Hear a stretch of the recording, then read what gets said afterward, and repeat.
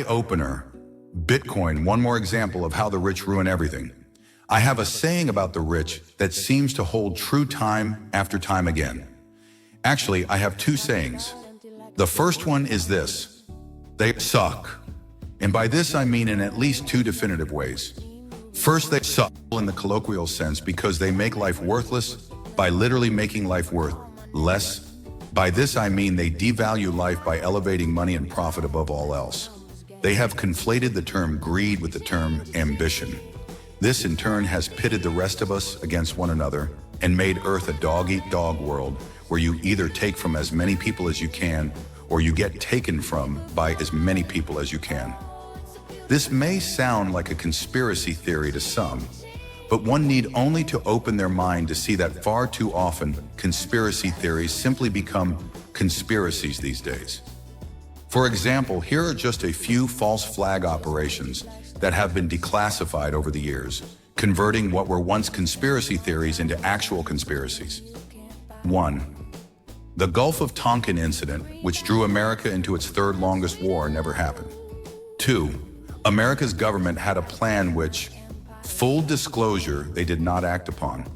They had a plan to plant bombs in Miami and blame Castro. 3.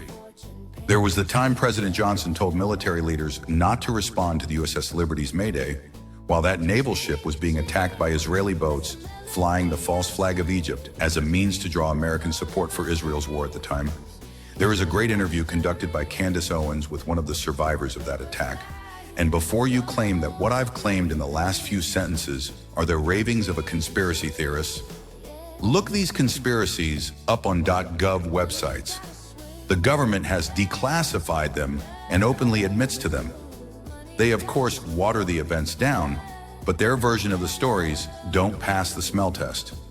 For instance, the attack on the USS Liberty is described as a case of mistaken identity, even though that ship was flying the American flag and eventually flew the largest American flag it could during the attack.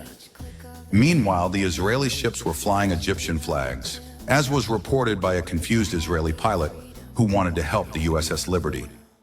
So as time has marched on, so many conspiracy theories have turned out to be actual conspiracies, to the point that almost no conspiracy theories can be discredited outright today.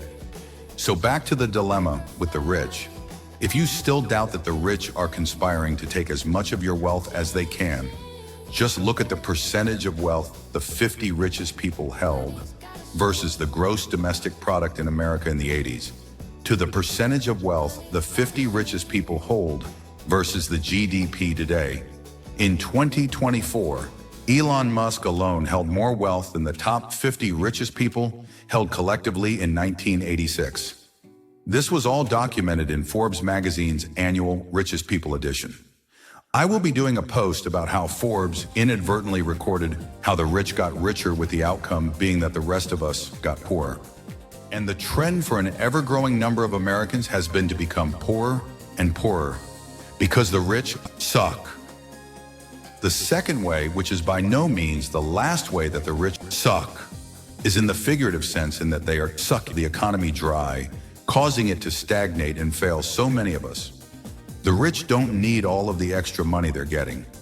Their lives are not drastically changed by the extra $1 or $1 billion they earn, which is something that can't be said about all of the poor people who could have benefited from that extra $1 or $1 billion. The rich can't match the spending that millions of other people have to do to survive. The 3 meals a day that the rich eat can't match the 600 million plus meals that Americans eat every day. They can't ride in more than one car or boat at a time, and they can't wear more than one pair of shoes at a time.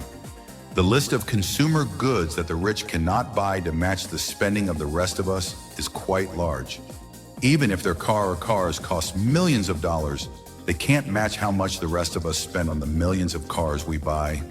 But they still are sucking wealth out the economy only to hoard it in some offshore bank account. They suck.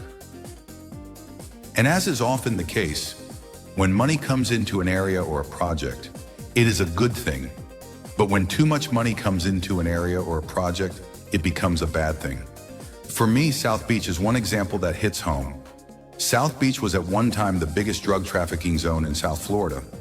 Then the money started flowing in as South Beach was gentrified. Then too much money came in, and now South Beach sucks. As do most of the people who hang out there pretending to be rich. Nationwide, too much money ruined the housing market because prices were driven out of range for most. When companies like BlackRock are buying 30 or 40% of the residential homes in your country, who else can afford a house in your country? But as the title of this post suggests, we're here to discuss how the rich are ruining Bitcoin, or trying to, whether intentionally or not. One example I can cite just occurred this past Friday, August 15th, in the year 2025. On this day, Bitcoin rose from $118,000 to spike up to $124,000 per Bitcoin, only to crash back down to $117,000 per Bitcoin in a couple of hours. While this may sound like a great opportunity for some, what it actually was for many was a way to buy high and sell low. The opposite of what one would want to do with this cryptocurrency. The only entities that could make it spike in such a short period of time are wealthy, financially robust investment firms, or really rich people. And those who lost out were the people who fear missing out on the store of value that Bitcoin represents. One of the few investments that keeps ahead of inflation is becoming a vehicle for the rich to steal the wealth of so many who need what Bitcoin promises. A way to survive. Instead, people are losing their wealth, and I imagine their life savings in some instances in just a few hours. For the rich who manipulated it, however, it was simply a way to extract more wealth from so many others. What should be a means to validate so many other things has become a means for the rich to steal more money. I say steal because when you have more money than all other players at the table, you can raise the stakes until everyone else has to fold. You ruin what could be salvation for so many because you want another $1 million? For what? Where will the rich live when they've turned the planet into one giant ghetto? Elon, you'd better hurry up with that Mars colony. We need the rich to go. If you like the videos here and would like to see more, let your friends and family know about this website called Mike's Sons Entertainment on YouTube. There are plenty of blogs, news and websites reporting and complaining about our leaders and their failures. How many, however, are offering or even pointing to any solutions? The book Solutions. Enough Complaining, Let's Fix America by Chris Osman does, and it can be found on Amazon or at www.mikesonsentertainment.com. To find out other ways you're being screwed by your current leaders, check out the posts on this blog daily. Learn about the biggest and worst issues that America and its people face today. You can also check into this blog daily to hear about those issues that America and its people will face in the near and distant future. If, however, you would like to discover possible solutions to either mitigate the worst impacts of these issues or solutions to avoid them altogether, keep listening. The problems we face are not as complicated as so many leaders and news reports claim.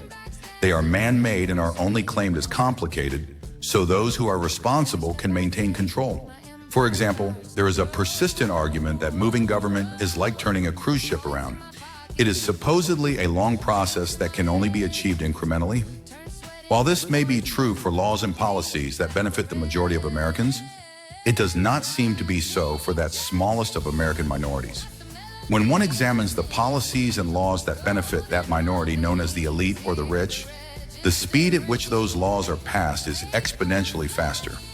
While most of us sit on the deck chairs waiting for the Titanic to avoid the myriad of icebergs of which we seem to continually run afoul, the elite ride comfortably in speedboats. If, according to the Declaration of Independence, all men are created equal, why do the rich live quite different lives than the rest of us?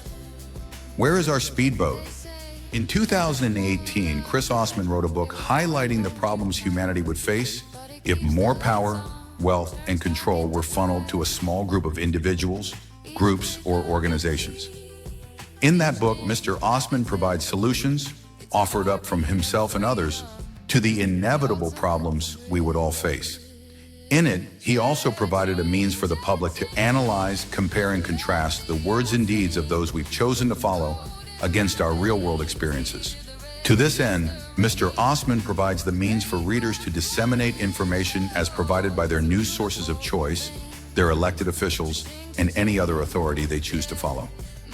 The book, titled Solutions, Enough Complaining, Let's Fix America offers a means to hold leaders up, not just to a higher standard than is currently accepted, but to one that will improve lives. When money comes in, it's a good thing. When too much money comes in, it's a bad thing. Click the link below and get your copy of Solutions today.